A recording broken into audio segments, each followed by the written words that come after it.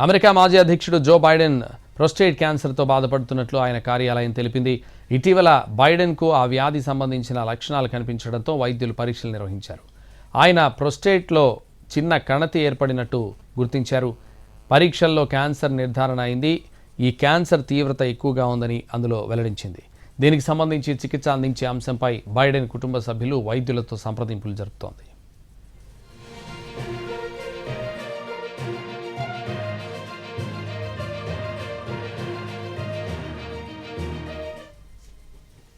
బైడెన్కు cancer నిర్ధారణ కావడంపై ప్రస్తుత అధ్యక్షుడు డొనాల్డ్ ట్రంప్ ట్రూత్ సోషల్ వేదికగా స్పందించారు. జో బైడెన్కు క్యాన్సర్ నిర్ధారణ విషయం తెలిసి తాను మెలానియా చాలా బాధపడ్డామన్నారు. ఆయన త్వరగా కోలుకోవాలని కోరుకుంటున్నామని ట్రంప్ పేర్కొన్నారు.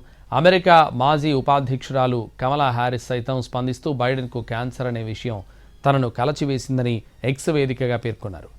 ఇలాంటి క్లిష్ట పరిస్థితుల్లో బైడెన్ కుటుంబానికి తాము అండగా ఉంటామని, ఆయన త్వరగా కోలుకోవాలని కోరుకుంటున్నట్లు తెలిపారు. బైడెన్ పోరాట యోధుడని పేర్కొన్న ఆమె ఈ క్యాన్సర్ను ఆయన ధైర్యంగా ఎదుర్కొంటారని ఆశాభావం వ్యక్తం చేశారు.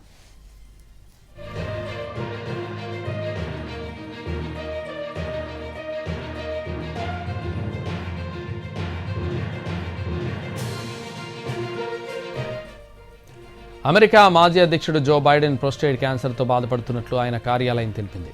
ఇటీవల బైడెన్కు ఆ వ్యాధికి సంబంధించిన లక్షణాలు కనిపించడంతో వైద్యులు పరీక్షలు నిర్వహించారు. ఆయన ప్రోస్టేట్లో చిన్న కణతి ఏర్పడినట్లు గుర్తించారు. పరీక్షల్లో క్యాన్సర్ నిర్ధారణ అయింది. ఈ క్యాన్సర్ తీవ్రత ఎక్కువగా ఉందని అందులో వెల్లడైంది.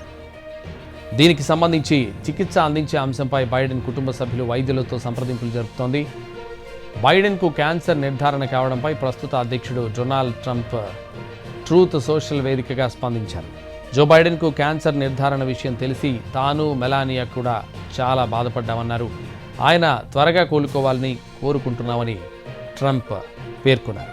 అమెరికా మాజీ ఉపాధ్యక్షురాలు కమలా హ్యారిస్ సైతం స్పందిస్తూ బైడెన్కు క్యాన్సర్ అనే విషయం తనను కలచివేసిందని ఎక్స్ వేదికగా పేర్కొన్నారు.